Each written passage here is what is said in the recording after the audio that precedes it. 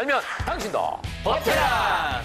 자, 올해도 일주일 정도밖에 남지 않았습니다. 마무리 잘 하고 계시죠? 법테랑과 함께 한 해 마무리 잘 깔끔하게 해보시기 바랍니다. MC 김현웅입니다. 반갑습니다. 태양이 죽음으로부터 부활하는 날이 동지라고 합니다. 여러분들에게 멋진 삶이 다시 시작될 수 있도록 도와드리겠습니다. 변호사 신유진입니다. 배꼽은 작아도 동지팥죽은 잘 먹는다라는 속담이 있습니다. 사람이 얼핏 보면 변변치 않은 것 같은데 일은 꽤 잘한다라는 의미입니다.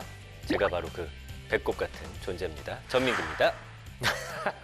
전 팀장. 네. 전 팀장은 배꼽 크죠? 저 사실 참외 배꼽이에요, 사실. 아, 참외 배꼽에 톡 튀어나온? 커. 오, 신체 비밀까지 발설을 하네. 예. 자, 아무튼 그나저나 동지입니다. 밤이 가장 길고 낮이 가장 짧다는 동지. 그런 의미에서 팥죽을 먹어야 하지 않을까 싶어요. 그러니까 팥죽이 네. 아무래도 애군을 쫓는다 그렇죠, 그런 또 붉은색이. 이야기가 있으니까 예. 팥죽을 먹음으로써 안 좋은 일들을 다 좀 보냈으면 좋겠습니다. 네. 새알심도 많이 먹는 건 어떨까라는 생각이 듭니다. 아, 맞아요, 맞아요. 근데 새알심이 이게 이제 나이 숫자대로 먹어야 된다 이런 말은 있잖아요. 맞아요. 그죠? 네. 너무 많이 먹게 되는 거 아닌가요, 우리 지금? 아, 근데 어쨌든 새알심 왜 넣는지 아세요? 예? 새알심 왜 넣는지. 아니 근데 그게 나이대로 먹으라고 하잖아. 음. 그러니까 이게 무슨 뭐 설의 의미이기도 하겠지만 그냥 쌀을 먹으라는 얘기 아닐까? 나는 이제 이 생각하는데 다른 의미가 있습니까? 비슷하게 네. 나이를 먹는다는 아, 의미에서 네. 생명의 탄생 그런 의미가 있다고 해요. 그래서 아. 뭐 태양이 다시 부활하는 날, 동지라고 해서 다시 태어나는 의미라고 합니다. 아까 그 처음에 얘기했던 동지 의미랑 좀 네. 맞닿아 있네요. 네, 네. 네. 어쨌든 그리고 고수레 하고서 이제 주변에 뿌리는 거 있잖아요. 아, 뭐 술 같은 거 마시거나 뭐 네. 이럴 때 한번 이렇게 뿌리잖아요. 이게 이제 애군을 쫓는 의식이기도 한데 사실은 아. 겨울철에 네. 동물들이 먹을 게 없잖아요. 그래가지고 이제 그 짐승들 네. 배려하는 거라고 하니까 네. 뭐 다 먹지 말고 좀 나눠주는 것도 좋을 것 같아요. 그러네. 자, 고수레 하니까 생각이 나는데 그 보통 자동차 처음 사면 고수레 이거 하고 뭐 부고도 뭐 넣는 사람도 있고 바퀴 앞에다가 이렇게 좀 막걸리 뿌리다거나 뿌리기도 하고 그런 게 맞아요. 있죠. 맞아요. 예. 네. 했어요? 저는 이제 차를 2번 샀는데 네. 첫 차 때 그거를 안 했더니 네. 차를 사고가 뽑은 날 내가 이제 갖고 나오다가 네. 긁어 먹어요. 그걸 안 해서? 그래서 그날 밤에 합니다. 그래서 그래서 2번째 차를 사서 야 그때 내 경험이 있으니까 예. 이번엔 이거 꼭 하자. 예. 술은 아니고 이제 물을 뿌리면서 네. 잘 부탁한다 했는데 한 달 후에 또 싹 긁어 먹습니다. 아, 결국은 내 운전 실력이 문제였던 해도 안 해도 결국에 네. 운전 실력이 그렇죠, 가장 그렇죠. 중요하다. 네. 아니 그러다 보니까 네. 사실은 이런 얘기 많이 해요. 처음 운전 면허증을 따고 운전할 때는 새 차 사지 말고 네. 중고차를 사라. 맞아요. 그러고 나서 운전을 잘하게 되면 그때서야 새 차를 사라. 이제 이런 조언들을 하시는데 요즘에 중고차를 사다가 낭패 보는 경우가 많아요. 요즘에 침수차 같은 경우는 멀쩡한데 속을 알 수가 없잖아요. 맞아요. 이게 왜냐하면 네. 겉보기에는 완전 새 차처럼 그러니까 똑같아. 사고 감쪽같이 난게 아니니까. 해놓으니까 속는 경우가 많습니다. 아. 그래서 폐차 수준인 차를 파는 그런 못된 중고차 매매상들 네. 많아요. 네. 네. 예전에도 그 침수된 차들 보면 저는 이런 생각했었어요. 저거 어딘가 가 있을 수 있는데 이걸 폐차시키는 법안이 있으면 어떨까 이런 생각이 있는데 이런 법안 없죠. 없습니다. 없어요? 이 국토부에는 현재 명확한 폐차 기준이 없고요. 네. 이게 침수차라고 네, 네. 하더라도 네. 고장 상태가 다 네. 다를 수 있기 때문이다라고 설명하고 있는데요. 그래서 현행 자동차 관리법은 전손이라고 하는데 이 전액 손실 처리된 네. 차량만 네. 폐차하도록 의무가 되어 있습니다. 그래서 문제네 이게. 자, 지난 여름에 이제 물난리에 침수차가 많았을 텐데 그때 그 강남역 잠기고 막 그랬잖아요. 그랬죠. 그때 수천 대라고 얘기 들었거든요. 네. 자, 멀쩡해 보이는 중고차로 둔갑한 경우가 있지 않을까? 네. 이런 우려가 좀 됩니다. 말씀해주신 8월 1일부터 18일까지 이 차량 침수 피해 건수만 해도 11,841건. 굉장히 많죠. 보상 금액이 1,570억 원에 달한다고 해요. 네. 근데 이제 정부가 그동안 침수차 불법 유통 방지를 위해서 네. 전손 침수 차량 폐차 의무화, 그다음에 폐차 이행 확인제, 그리고 중고차 매매업자의 친수 사실 고지 의무화 이런 것들을 이제 실시해 오긴 했었거든요. 네, 네. 근데 이제 침수차가 분손, 그러니까 이 분손이라는 건 수리비가 피보험 차량 가액을 넘지 않는 경우로 이제 처리가 되거나 네. 이게 자기 차량 손해 담보 특약에 가입하지 않은 경우 네, 네. 이 중고차로 유통될 가능성이 있다라는 거죠. 그러네요. 예, 그러니까 차량 정비나 중고차 성능 상태 점검과 네. 중고차 매매 시 침수 사실이 축소 은폐가 될 수 있다는 거예요. 이런 우려가 지금 꾸준하게 제기가 되고 있습니다. 이거 철저하게 안 하면 네. 빠져나갈 소지가 있어요. 네. 그래서 이제 중고차에 대한 관리 감독을 좀 철저하게 해야 되지 않을까 네. 이런 생각이 아주 강하게 듭니다. 그래서 소비자에게 정보를 줘야 되는 거 아니에요? 네, 맞습니다. 네. 그래서 네. 중고차 매매 이전 단계에서 이루어지는 네. 자동차 성능 상태 점검자에 대해서 이 관리 감독을 강화하는 내용의 법안이 지난 10월 27일 국회 본회의를 통과했는데요. 네. 자동차의 성능이나 이 상태를 점검하는 사람이 별도로 지방자치단체에 신고하는 것을 골자로 하는 자동차 관리법 개정안인데요. 네. 중고차를 거짓으로 점검하거나 네. 내용이 실제와 다르면 처벌받고 침수차 수출도 금지하는 법안으로 내년 6월 11일부터 시행이 됩니다. 그렇군요. 이제 얼마 안 남았네요. 한 7개월이 안 남았네요. 예. 아마 이제 경기가 안 좋으니까 저렴한 중고차를 생각하시는 분들이 많을 겁니다. 그런 분들을 위해서 철저한 관리 감독 필요하겠고요. 구매자도 이 법안 내용 꼭 기억해 두시길 바라겠습니다.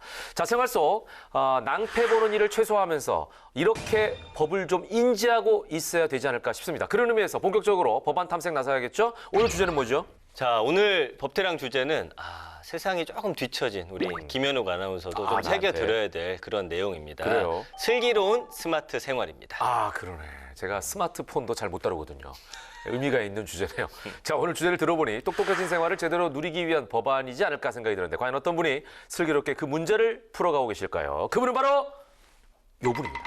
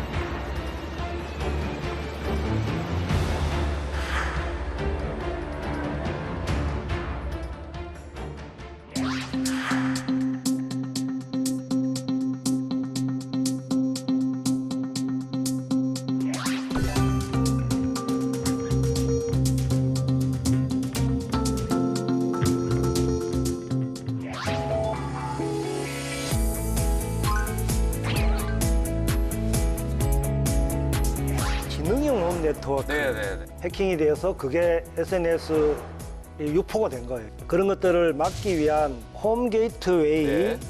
설치해야 된다. 그 건축사가 네. 점점 갈수록 이게 고도화되잖아요. 예. 전문성이 더 요구되는 것이죠. 확보가 돼요. 정보통신기술사 내지는 정보통신 용역업자. 용역업자를 추가시켜야 된다. 기후위기 시대에 네. 침수 대비한 그 법이 없다는 거예요. 재난대책과 네. 건축법, 주택법을 아예 패키지로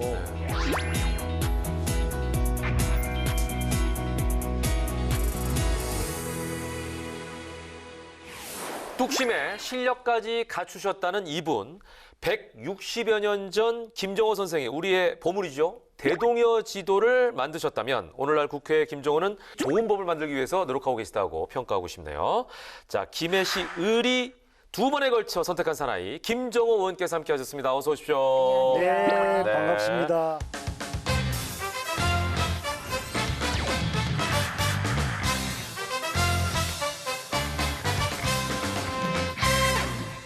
그러니까 성함이 감사합니다. 김정자 호자셔가지고 네. 예, 그런 비유를 많이 들으시겠어요. 네, 어릴 적 별명이 고산자였습니다. 고산. 예, 그래 그러실만 합니다. 예. 요즘 근황은 어떠신지 12월 말 정도 되면 이제 국회 상황이 어떻습니까? 뭐 11월까지는 네, 네. 예산 예산이고. 한다고 되게 바빴고요. 예. 이제부터는 한 해 농사 지은 것들을 지역 유권자들한테 그렇죠, 그렇죠. 의정 보고하는 아, 그 준비에 박차를 가고 있습니다. 그렇죠. 올해 한 해 동안 이런 걸 했습니다라고 네. 또 이제 시민들께 알려드려야 되니까. 그렇죠. 유권자들한테 보고를 해야죠. 그렇죠, 그렇죠. 예. 아니 근데 의원님께서는 이 경남 김해시 국회의원이신데 출생은 오히려 북제주군 추자면이라고 하던데.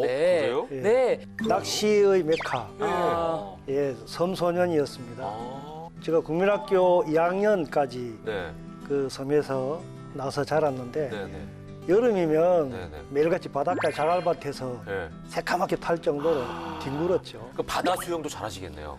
생존 수영 아, 확실히. 그러니까 사면이 바다니까 어릴 때 뛰어놀던 예. 앞마당이 바다잖아요. 그렇습니다. 예. 김 의원님, 그럼 좀 외람되지만요. 제주도 출신이신데 그럼 제주도에 출마하셔야 되는 거 아닙니까? 어쩌다가 김해 쪽으로 가신 거죠?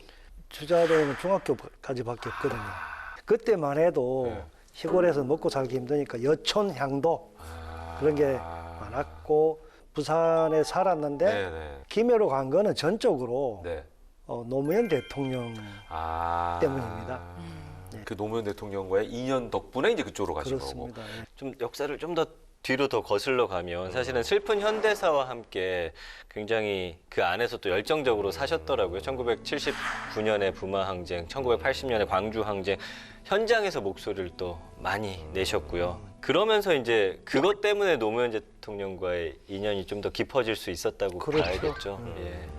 노무현 당시는 이제 지방에서 그냥 인권 변호사 네. 그렇게 알려지지 않아요. 예, 예, 인권 변호사님을 학생운동으로 구속되고 재판받는 과정에서 변호사셨던 거예요. 변호인과 아. 피고 이렇게 이제 만나게 되었고 예. 그때만 해도 시국 사범들 변호사님들 하게 되면 네. 돈도 안 되고 예, 그렇죠. 괜히 찍히고 예. 좀 피하셨는데 네. 노무현 당시 인권 변호사는 당당하게 열정적으로 변론하셨는데 뭐 제가 그때 22살 어린 나이에 참 네네네. 감동적이었거든요. 징역 살고 나와서 87년 때 그때 나오자마자 권인숙, 성고문, 이한열, 체류탄, 직격탄을 맞아서 네네네. 그런 열사들의 죽음을 보면서 저도 6월 항쟁 때 이제 노무현, 문재인 인권 변호사님과 함께 그 당시는 민주헌법 정치 국민운동 본부 네, 네. 거기 이제 막내로 제가 이제 들어가서 열심히 그 동지적 관계를 예. 맺었죠. 그러면 그 영화 변호인이라는 거 보셨어요? 예. 그 보시면서 좀 남다르셨겠다, 그죠? 아, 그렇죠. 어. 근데 이제 저는 그 후대, 네. 후 세대거든요. 네. 임시완으로 임시완, 예, 네. 나온 그 학생은 이제 저한테는 2, 3년 선배 예. 그룹이었고 예. 그분들 뒤를 바로 이어서 제가 이제 네. 아까 그 노무현 대통령과의 인연 덕분에 이제 김해시로 갔다 얘기를 하셨잖아요. 네, 네, 그거 좀 자세하게 얘기할 수 있으세요? 어떤 인연으로 또 어떻게 해서 거기를 선택하셨는지? 노무현 대통령이 되고 난 다음에 저도 이제 네. 청와대에서 처음에는 총무비서관실에 이제 살림살이 네네. 일을 하다가 나중에 이제 기록관리비서관으로 네네. 대통령 모시고 퇴임 이후에 고향에 내려오게 됐는데 제가 집이 이제 부산이니까 제일 봉화에서 가까운 곳이 부산이에요. 저랑 이호철 그 당시 민정수석 등이 퇴임한 대통령을 우리가 모셔야 안 되겠나 이른바 순장조로 네. 이제 역할을 하게 되었고 네. 봉화마을에 그 계속 내려와서 생활을 했죠. 네. 근데 대통령님 저희가 지키지 못했고 그렇게 잃고 난 다음에 저는 이제 봉화마을을 10년 동안 지켰습니다. 대통령님이 하자 했던 친환경 오리농법, 친환경 농사, 네네. 벼농사 짓고 그렇게 쭉 있다가 그 노무현 대통령의 뜻과 그런 유업을 이어가려면 더 우리가 정치 영역에서 생활 정치 영역에서 그러니까 어찌 보면 지방도- 책임감을 지고 이제 정치계로 들어오신 거네. 그렇게 이렇게 또 짐을 짊어지기를 네. 나누시면서 이제 국회의원 되셨는데 100건이 넘는 상당한 법안을 내셨고 그 중에서도 가장 또 의미 있는 법안 공항 김종호라는 호가 또 있다던데요. 그 법안이 아닐까요? 네, 부산자 맞습니다. 김종호가 아니네요. 공항 김종호. 그건 어릴 적 공항 김종호. 네. 그러니까 이게 이제 가덕도 신공항 특별법, 뭐 김해 신공항 확장 검증 이거 다 하셔서 그런 거죠? 그렇습니다. 아. 그 사실 농사 지을 때는 김해가 공항 소음, 항공기 소음이 있고 뭐 안전하지 않다. 이거는 그냥 언론상에서 한 번씩 느꼈던 네네네. 정도인데 제가 막상 이제 국회의원 출마한다고 할 때 우리 지역에 제일 핫한 이슈가 뭐냐. 이렇게 의견을 이제 쭉, 수렴하셨군요. 예, 네. 모니터링하고 예. 전문가들 자문고 하니까 그 국토부가 추진하고 있는 김해 신공항 예, 예. 이게 소음은 진짜 머리에 예. 지고 소음폭탄을 그렇죠, 지고 그렇죠, 사는 그렇죠, 거고 그렇죠. 예. 안전하기도 아, 이전에 2002년도에 중국 민항기 그 신어산 돛대산 예, 예. 충돌 사고로 대참사가 있었는데 어.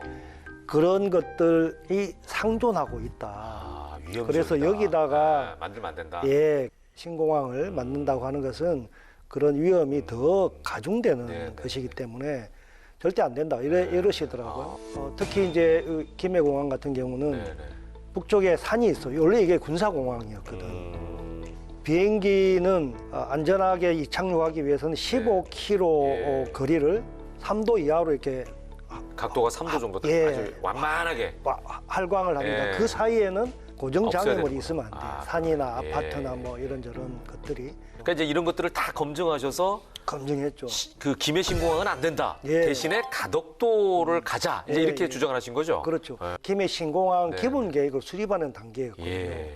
근데 문제가 있다고 제기하고 어. 이거를 완전 전면 재검토하고 틀은 계기가 됐네. 그렇죠. 틀은. 전례가 없었다는 그러네, 거예요. 그러네. 국토부가 국책 사업을 어. 결정하고 예. 이제 프로세스를 진행하고 있는데 예, 예. 이거를 바꾼 적이 없었다. 아니 그래서 지금 저 의원님 말씀을 듣고 보니까 한번 뭔가를 해야겠다 정하시면은 이제 뚝심을 가지고 아까 제가 뚝심이 있다고 표현했잖아요 처음에 네, 소개할 때 예, 예. 그게 있으신 거예요. 그래서 저희가 이제 본 얘기로 들어가면 또 얼마나 이 법안들에 대해서 관심을 갖고 의견 수렴을 하고 철두철미하게 만드셨을까 굉장히 궁금해지거든요. 네. 요거 이제 저희가 좀 들어가도록 하겠습니다. 그래요, 의원님. 네. 전 팀장 차트 준비됐죠? 네, 제가 차트 준비했습니다.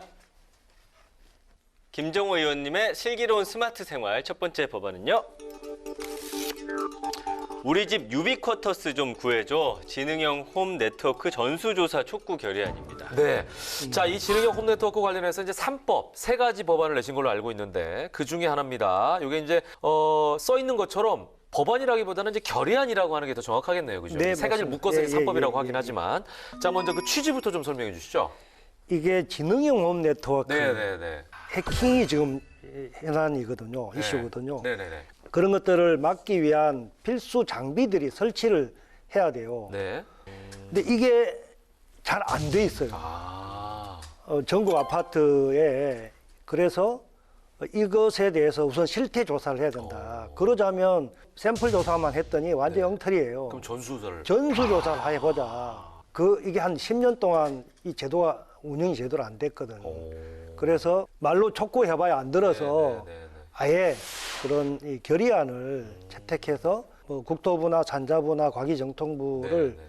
좀 강제할 필요가 있다. 이게 이제 지능형 홈 네트워크가 사실은 굉장히 편리하거든요. 아파트에 사시는 분들 입장에서는 이제 유비쿼터스를 여는 하나의 축으로 이해가 되고 있는데, 근데 이제 해킹이 있다 이러면은 반대로 이제 위험해지는 거죠. 그래서 이 월패드 해킹이 뭔지 좀 알아야 될 것 같습니다. 전 팀장 정리를 했죠? 그 지능형 홈 네트워크 서비스 집에 가면 이제 월패드라고 네. 많이들 알고 집안에 계세요. 있잖아요. 예, 네. 그거하고 이제 시스템이 센서 카메라죠. 인터넷 통해서 외부에서도 실내 이제 모니터링하면서 네. 출입 같은 거 통제하고 요즘에 뭐 조명이라든지 뭐 가전제품 이런 거 제어하고 네, 네. 화재 감지 같은 것도 하거든요. 맞아요. 아마 이 정도는 다 알고 계실 거예요. 네. 휴대폰하고 이제 연동되기도 하고요. 그래서 말 그대로 이제 주택을 관리하고 제어하는 홈케어 시스템인데 이게 외부에서 월패드 해킹을 할 수가 있기 때문에 의원이 말씀해 주신 대로 이거 방지하는 프로그램이 있습니다. 홈 게이트웨이 설치가 필수인데 이게 이제 설치되지 않았다는 거는 개인정보, 그다음에 이제 사생활을 침해할 수 있는 법령 위반이거든요. 예, 예. 근데 이게 보니까 의원님 작년 11월에 이제 관련한 사고가 있었다면서요. 예. 그게 이제 한 700세대가 예. 통째로 네, 해킹이 된 거예요? 예, 해킹이 되어서 그게 SNS 유포가 된 거예요. 아, 그 집의 모습이나 이런 게 사생활이 예, 거실에 보이는 사실은 거죠? 거실 안에서 뭐 편한 복장들 하시고 뭐 그렇죠, 그렇잖아요. 그렇죠. 예. 이런 게 고스란히 그냥 찍힌 게 어. 그런 동영상이 유포가 된 유포가 거예요. 됐구나. 예, 예. 엄청나게 예. 사생활 침해하고 개인정보가 유출돼 버린 거예요. 그러네요. 그래서 이게 원래 그런 거냐? 예. 막을 수 있는 뭐가 장치가 없었나? 당연히 있었던 거죠. 그러네요. 근데 거기만이 아니고 대체로 지능형 홈 네트워크에 다 이게 설치가 안 된 거예요. 아, 그 굉장히 그래서 심각한 문제네. 굉장히 심각한 예, 예. 근데 이제 문제는 입주자들이 이 월패드를 제대로 수리도 할 수 없다는 게 왜냐면 이제 일반적으로는 소유자가 자신의 비용으로 수리하거나 교체해서 사용할 수 있어야 되는데 오래된 설비라 부품을 또 구하기 어려울 수도 있고요. 네, 네. 또 최초 설치한 업체가 도산해가지고 이 시스템 내용을 파악해서 수리해야 할 업체가 없는 경우도 있다는 거예요. 초창기에 얼마나 이게 월패드를 내세우면서 홍보는 했는데 맞아요. 제대로 관리가 안 됐는지 알 수가 있는 편리성만 홍보한 거예요. 그게 편리성. 그래서 분양가가 다 비싸요. 그러니까. 월패드 맞아요. 예. 지능홈 네트워크 설치되어 있는 곳은. 맞아요. 예. 그래서 이번 그 국정감사에서도 이 지능형 홈 네트워크에 대한 문제점, 특히 위반 내용을 많이 지적하셨죠. 네, 네. 네. 이게 올해 처음 한 게 아니고요. 네. 이미 작년에 제가 제기를 이미 했는데 지적을 또 하셨고. 이제 해킹을 방지하는 홈 게이트웨이가 설치되지 않았다. 음. 그다음에 또 하나는 이제 정전 시에 네. 그래도 이게 작동을 해야 되거든요. 문을 열어야 되니까. 그 비상 발전기 같은 게 필요하겠네. 비상 발전기하고는 네. 또 다른데 네. 비상 예비 전원 장치가 있습니다. 있어야 되는구나, 자체에. 별도 자체에. 예. 그래야 확실히 그러네. 화재가 난다든지 오, 뭔가 예, 그러네. 정전이 돼서 나가야 되는데 그렇죠. 이 시건 장치가 안 열리면 그러면 위험하죠. 위험하죠. 생명의 안전 위험까지 예, 오는 예. 거죠. 예. 그런 예비 전원 장치도 네. 미설치돼 있고 또 하나는 아까 우리 말씀하셨던 것처럼 월패드에 연동되어 있는 한 20개 정도 네. 여러 가지 전기 전자 가스 기기들. 제어 기기들이 네. 있는데 이걸 호환성, 연동성을 담보하기 위해서 이 통신 규약을 일치시켜야 돼요. 프로토콜을. 그래야 이제 이게 어떤 기자재를 쓰더라도 다 작동이 호환이 되는 돼요, 거죠. 호환. 호환이 돼요. 예. 바뀔 수도 있고 연결시켜주는 거죠. 그러네요. 근데 이게 지금 KS 인증 예. 표준을 안 따로 준수하지 않고 있는 거예요. 아. 이 문제가 시정되지 않고 네. 오랫동안 지금 누적되어 간 거죠. 그러네요. 예. 제가 몇 달 전에 산자부에서 20개 아파트를 대상으로 실태 조사를 해서 올린 그 내용을 보니까요. 기술 기준에 규정된 홈 네트워크망, 홈 네트워크 장비 등 총 20여 종의 필수 설비 설치 여부를 조사한 결과 필수 설비가 누락된 단지는 없었다 이렇게 이야기는 되어 있거든요. 이 실태 조사가 잘못됐다는 건가요? 그거는 완전히 면피성, 진짜 눈 가리고 아웅하는 그런 형식적인 실태 조사였습니다. 비슷한 시기에 경남도에도 네. 실태 조사를 한 바가 있고, 네. 그다음에 경기도에서도 좀 더 대대적으로 했어요. 그랬더니 아까 말씀드렸던 세 가지 미설치, 네. 필수 장비 중에 반드시 돼 있어야 될 것들이 대체로 다 안 돼 있는 거예요. 야, 큰일. 그 국토부하고 과기부가 20개 전국의 단지 샘플로 해서 했던 거는 정말로 이거는 형식적으로 그냥 했는데 신용만 했을 뿐이고 정작 이런 부분을 포커싱 하지 않았어요. 특히 그 상호 연동성에 대해서는 아예 그 조사 대상이 빠져 있는 거예요. 거기에. 아예. 그러면 이거는 뭐 그러네요. 눈 가리고 그러네요. 아웅하는 거죠. 자, 그러면은 이 결의안의 핵심 내용 요것만 좀 짚어주세요. 홈 게이트웨이 네. 설치해야 된다. 네. 그다음에 예비 전원 장치 설치해야 된다. 설치해야 된다. 그다음에 월패드와 연동 기기들의 네. 호환성 네. 또 연동성을 보장해야 된다. 네. 표준화하자. 이게 KS가 이제 산업 기술 표준이잖아요. 예. 지능형 홈 네트워크에 관한 재원, 성능, 상호 호환성을 이게 딱 규정을 해놨어요. KS 표준으로. 네. 그 표준에 따르도록 되어 있고 그 표준에 부합한지를 인증 절차가 있어서 시험 성적서까지 첨부해야 지능형 홈 네트워크 제대로 된 거다. 이렇게 이제 정부가 공인을 해주는 건데요. 네. 이거를 제대로 하자는 거죠. 네. 근데 현재는 KC 인증만 받도록 되어 있잖아요. 네. 이 KC 인증은 그럼 지금 말씀하신 KS 인증은 다른 것 같은데 어떤 면인가요? 완전히 다르죠. 네. KC, KS 저희는 예, 비슷하게 예. 보는데. KC 인증은 네. 과기정통부의 한국전파연구원이 전기전자제품의 안전성, 네. 위해한지 여부만 적합성 평가를 해서 인증을 주는 거예요. 안전한지 안전하지 않은지. 예. 완전히 KC하고 완전 다른 KS 거네. 인증은 완전히 다르죠. 근데 이거를 심지어 한국 그 전파연구원이 KC 인증과 어. KS 인증은 대체 불가하다. 이거 대신할 수 없기 네. 때문에 네, 네. KC 인증을 가지고 진흥용 네트워크의 인증을 받았다. 이렇게 쓰면 안 된다라고 지자체에다가 공문을 다 내려보냈어요. 그게 올해 초입니다. 그러네요. 완전히 홍보가 판단 기준이 다르네요. 이거 단순한 전자기기가 예, 아닌데 예. 안전성뿐만 아니라 여러 가지 기술적인 부분이라는데 호환성까지도 따져야 되는데 성능 재원이 안 그러니까 나와 이 자체가 있고. 다른데 예. KC로 그동안 잘못 예, 인증을 예, 했다. 예, 예. 이 부분을 좀 지적하시고 근데 이제 두 가지 다 고치는 받아야 상황이네요. 돼요. 예. 이게 전기 제품이기 아, 그럼 때문에 KC 다? KC 인증도 네네. 받아야 돼요. 네네. 근데 그것만으로 부족하다. 충분한 게 네. 아니에요. 저희 셋도 벌써 아파트에 살고 있는데 우리나라 인구의 한 70% 이상이 아파트에 살고 있잖아요. 이게 이제 계속 반복이 되면 위험성에 계속 노출돼 있다 이제 이런 생각이 드는데 네. 빨리 이 결의안을 통해서 어떻게 보면 제대로 좀 만들어가지고 이런 그 사생활 침해라든지 안전성 부분이 확보가 됐으면 좋겠다 바람을 가져봅니다. 자, 계속해서 두 번째 법안으로 넘어가 보겠습니다. 네, 김종호 의원님의 슬기로운 스마트 생활 두 번째 법안은요. 네. 홈 네트워크 설계에 정보통신 용역업자는 필수, 정보통신공사업법과 건축법 개정안입니다. 네. 아까 제가 이제 3법이라고 말씀드렸는데 하나는 이제 첫 번째 결의안이고 이제 두 개가 요거네요. 정보통신공사업법 그리고 건축법 요 두 가지 이제 예, 개정안인데 요거는 이제 핵심 내용이 뭔지 좀 소개해 주시죠. 현행법에는 그 건축사가 네. 그 정보통신 관련된 설비의 그 설계나 네. 그 감리를 맡게 돼 있어요. 근데 이게 이제 점점 갈수록 이게 고도화되잖아요. 예. 전자제품들이. 근데 이렇게 된다면 네. 이거는 전문성이 더 요구되는 것이죠. 확보가 돼야 되죠. 예, 예. 예. 근데 요 설계나 감리에 예.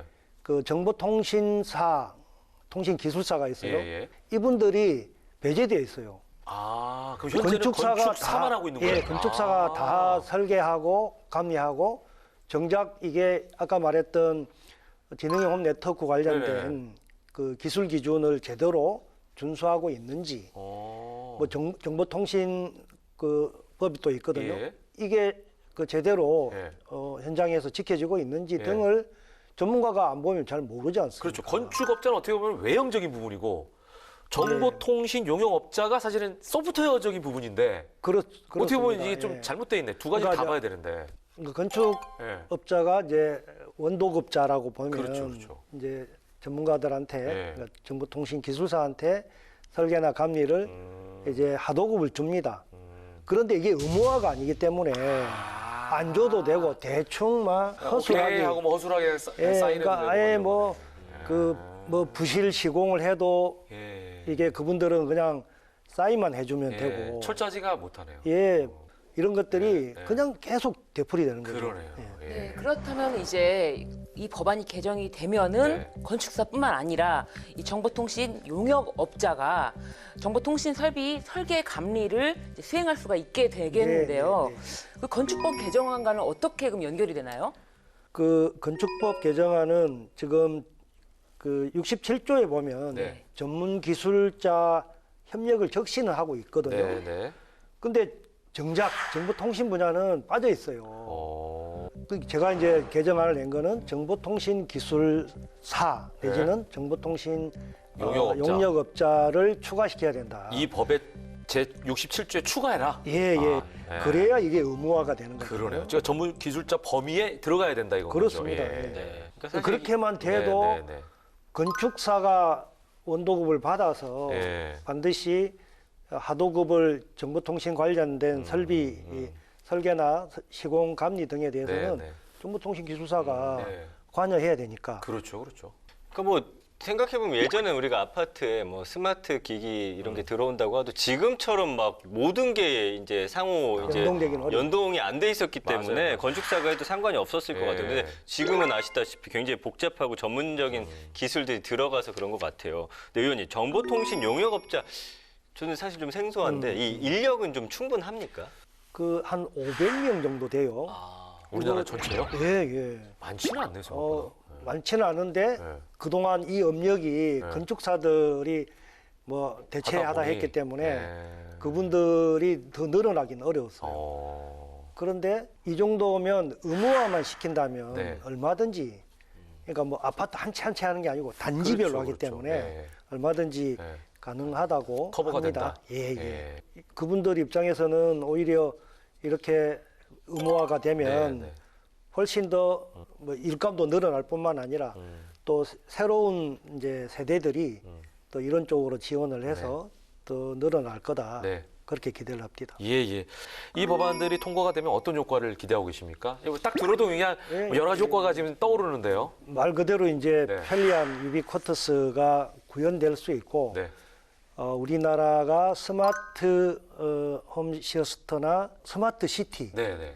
지능형 홈 네트워크 관련된 여러 가지 그런 프로그램들이나 시스템들이 네. 한국이 제일 강한 부분이고 그렇죠. 이게 이제 법제화되어서 보완되어서 이거를 반드시 해야 된다면 아마 우리 아파트 건축 기술이 지능형 홈 네트워크까지 수출하는데 굉장히 이게 경쟁력을 갖추게 될 거라고 기대합니다. 그러네요. 네. 이제 지금의 그 편리성의 완전성을 갖추는 법안이 되겠다. 이런 기대감을 갖게 됩니다. 자, 계속해서 세 번째 법안 넘어가 보죠. 네, 김정호 의원님의 스마트한 생활은 안전과 직결되는 문제입니다. 그 세 번째 법안은요. 지하 주차장 침수가 웬 말 자연재해 대책법과 건축법 개정안입니다. 네.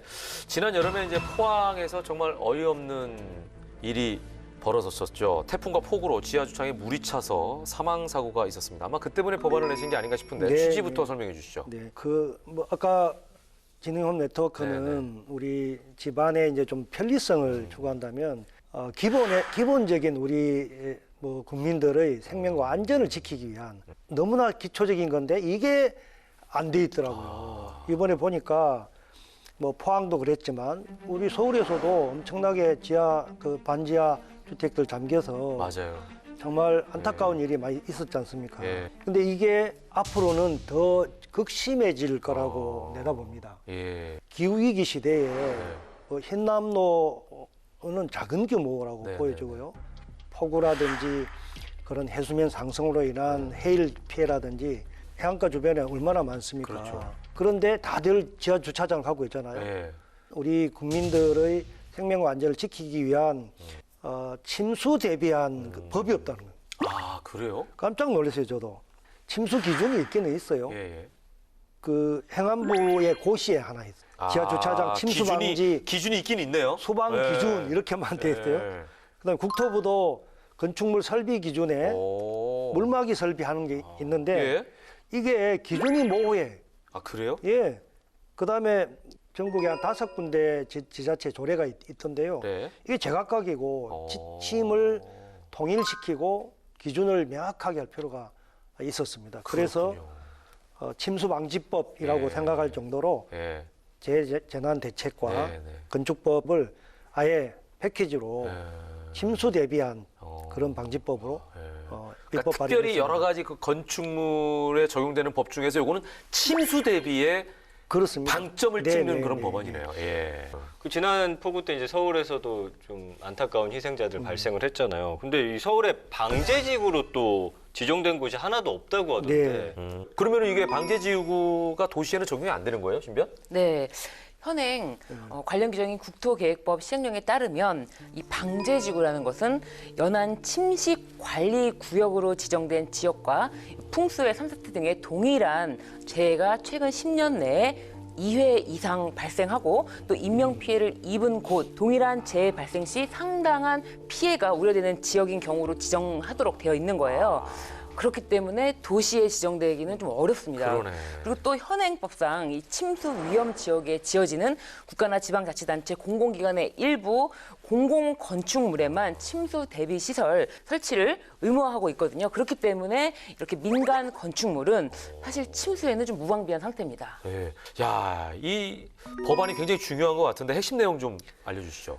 자연재해 대책법은 침수 방지 시설 유지 관리를 강화하는 거고요.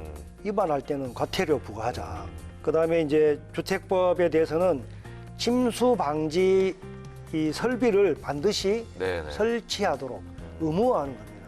그래야 이제 대비를 할 거 아닙니까? 지금은 대비를 안 하고 있으니까. 그러네요. 네. 예. 아무튼 기존에 없었던 이 침수 관련된 법 사항의 구멍이라고 할까요? 이 그렇죠. 부분을 이제 네, 의원님께서 입법 비비죠. 예, 메우셨다. 네, 네. 예, 이런 의미가 있을 것 같고요. 앞으로 침수 피해가 좀 덜하지 않을까 이런 예. 기대감을 갖게 됩니다. 자, 이렇게 해서 세 가지 법안 저희가 살펴봤습니다.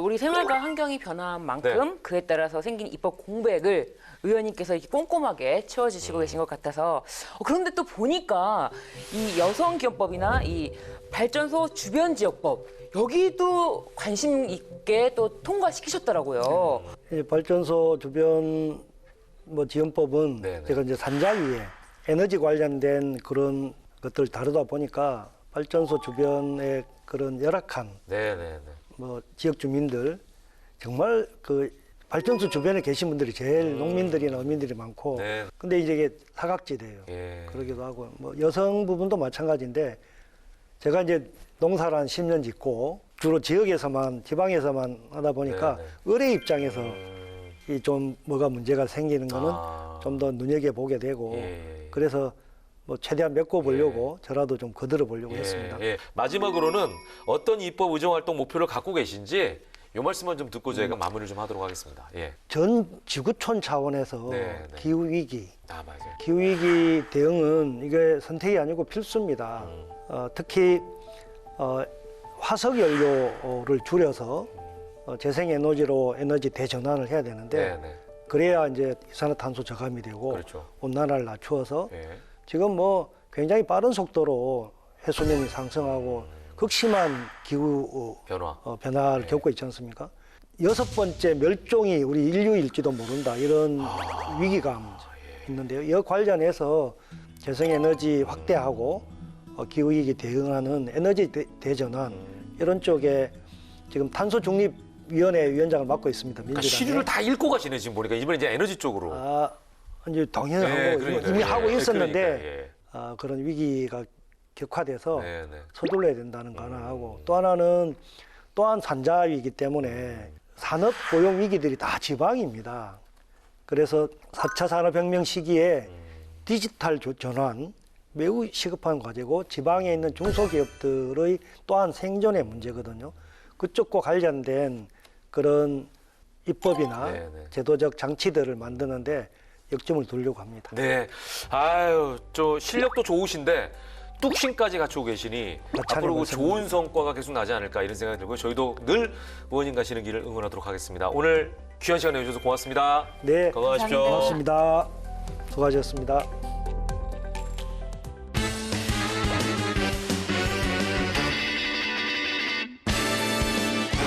알다가도 모르겠고 모르다가도 알 것 같은 법 때문에 속되는 분들의 속을 시원해드리는 시간! 궁금한 법 하지. 네, 요즘 그 OTT 서비스가 활성화되면서 많은 분들이 이 혜택을 보고 있는데 그 중에 한 명이 접니다. 왜요? 많이 보고 있어요, 드라마를. 야, 이 세상이 신세계야, 막 이러면서 많이 보고 있는데요. 특히 이제 그 중에서 우리가 많이 보는 게 형사물. 이런 거 형사물. 재밌잖아요. 재밌죠. 예, 네. 형사가 몰래 잠입해가지고 뭔가를 이렇게 주시하고 있다가 범죄 현장에 나타난 범인을 딱 잡으면서 야, 꼼짝 마! 형사다! 이러고 그냥 잡는 장면 아주 짜릿하기도 한데. 자, 아무튼 영화나 드라마를 보면 이제 형사들이 활약하는 모습 굉장히 멋진데 현실 세계에서는 꼭 그렇지만은 않다라는 게 조금 아쉽습니다. 워낙 이제 위험하기도 하고 수사하면서 많은 우여곡절이 있는데 오늘 공공법의 사연도 바로 수사를 하다가 오히려 고소를 당하게 된 어느 경찰의 이야기입니다. 과연 어떤 내용인지 함께 들어보시죠. 출발! 따르릉 따르릉. 네, 형사과 신궁금 형사입니다. 뭐라고요? 게임장에서 게임 머니를 환전해 준다고요? 거기 어딥니까? 네, 알겠습니다. 제보 감사합니다. 무슨 일이야? 전 형사님, 게임 점수를 게임 머니로 환전해주는 게임장이 있다는 제보가 들어왔어요. 벌써 영업한 지가 꽤 된다고 합니다. 그래? 그럼 오늘부터 그 게임장 다니면서 게임머니 환전 진짜 하는지 확인하고 체포하자. 자, 출동이다. 게임 점수를 게임머니로 환전해주는 불법 게임장이 있다는 제보를 받은 경찰은 손님으로 이장해서 수사에 나섰는데요. 거참 게임 더럽게 못하네. 이렇게 못하면 의심받는다고. 봐봐, 나처럼 자연스럽게 진짜 손님처럼 하란 말이야. 에이, 여기서 형사님이 제일 형사님처럼 생겼거든요. 형사님은 얼굴이 바로 그냥 수사 스포예요. 그럼 얼굴부터 형사를 타고난 내가 어떻게 수사하는지 한번 보여줄 테니까 잘 봐봐. 그 사장님 게임머니 환전 좀 해주세요. 네? 그거 안 됩니다. 아유, 죄송해요, 손님. 아이, 그거 왜 그러세요? 저 요즘 여기 자주 오는데 그러지 말고 환전 좀 해줘. 에이, 이거 안 된다니까요. 왜 그러세요? 안 돼요. 에이, 뭐 하루 이틀 장사하나. 빨리 환전해 주세요. 저 게임머니로 다른 게임 해야 된다니까요. 아, 빨리요, 빨리. 아이, 진짜 안 되는데. 아, 어떡하지? 알겠어. 자, 야, 요것만 환전해 드릴게. 아싸, 잡았다 이놈. 결국 경찰은 8차례에 걸쳐 손님으로 잠입 수사를 벌인 결과 게임머니 환전을 요구했고 사장이 환전을 해주자 이를 적발하게 됩니다. 하지만 얼마 후 게임장 사장은 경찰이 잠입 수사를 했다며 경찰을 고소하기에 이릅니다. 뭐? 함정 수사? 아니, 당신이 나한테 게임머니 환전해주고 좀 억울하니까 함정 수사라고 날 고소해? 이봐요. 내가 안 된다고 몇 번이나 안 된다고 했는데 굳이 해달라고 해서 내가 어쩔 수 없이 못 이겨서 환전해 준 거 아닙니까? 이게 함정 수사가 아니고 뭐예요 이게? 야야, 우리 전 형사님은 민중의 지팡이로서 응당해야 할 일을 한 것뿐인데 함정수사? 그 입 다물어. 옳거니? 민중의 집행이 아이고 웃기고 있네. 함정 수사에서 선량한 소상공인 밥줄이나 끊어놓고 무슨 아이고 당신이 민중의 집행인지 달팽인지 나 모르겠고 법대로 하자고 법대로. 법대로. 자, 불법을 저질러 놓고 그 입으로 법을 우는 애. 할 테면은 뭐 나도 당하고만 있진 않을 거다. 나도 게임장의 집행이야. 네, 오늘 사연 역시 평범하지가 않습니다.